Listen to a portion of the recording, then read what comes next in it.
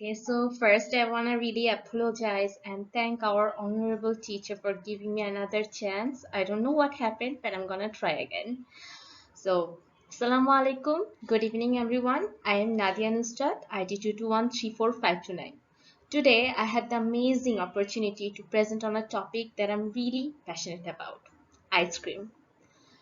I know we all know what ice cream is, but here this food engineering student will you? Ice cream, your favorite dessert, is by definition a frozen cream, namely dairy or non-dairy milk, condensed milk, fat, and sweetener mixture that undergoes a process called overrun or mixing air and freezing.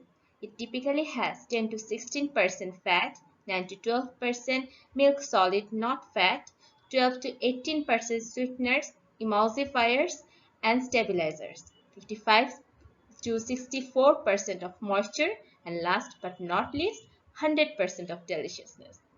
It comes in a lots of flavors, shapes, and types such as custard, froyo, gelato, ice cream milk, sorbet, etc.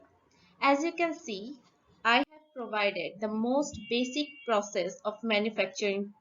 Each company has its own little flair to add in this process to stand out. But the usual process goes like raw material preparation, blending, pasteurization and homogenizing, freezing, packaging, solidification, frozen storage, and so on. The number one company, Ben & Jerry, has an unique ingredient to add in its raw material preparation: egg yolk. This another famous ice cream truck in Montana don't even actually pasteurize their milk, and so on. Even the claim of who invented ice cream is a never-ending debate where China and Italy both aren't ready to give up yet, but it's safe to say Mughal kitchen introduced ice cream in our subcontinent with this delicacy of kulfi. After partition, Dhaka saw its first ice cream parlor from our very own Johir Raihan's father in 1950. Its name was Baby Ice Cream Factory. The other types of ice cream started to come to our local market, but most of them are cheap, saccharin-laced malai, pankha, etc.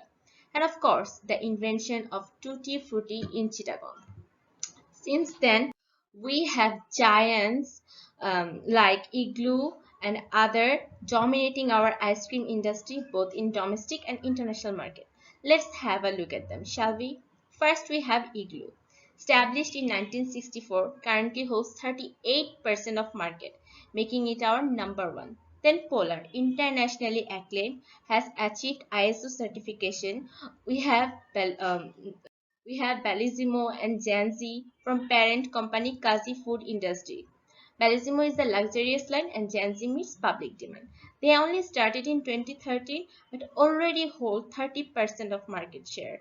Blue, Lovelo, Savoy, they are all relatively new companies. But there is Quality, who is a classic from 1997 and known for their natural ingredients.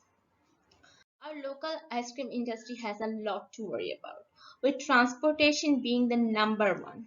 Ice cream needs to be kept below negative 25 degrees centigrade. But we are a nation of high humidity and load shedding and traffic jam.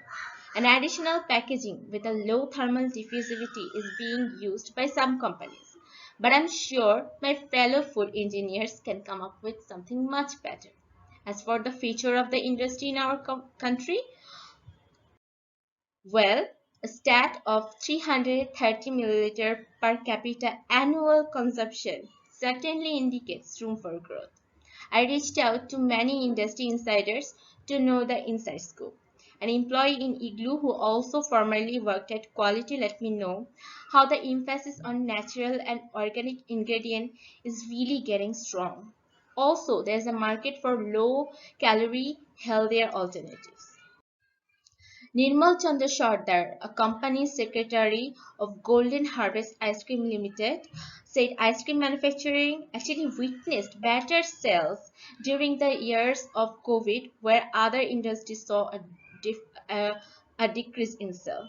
So anyone looking for contribution and making their name into this wonderful industry, this is your chance. Here are the references link. If you have any more questions, feel free to ask me. Thank you.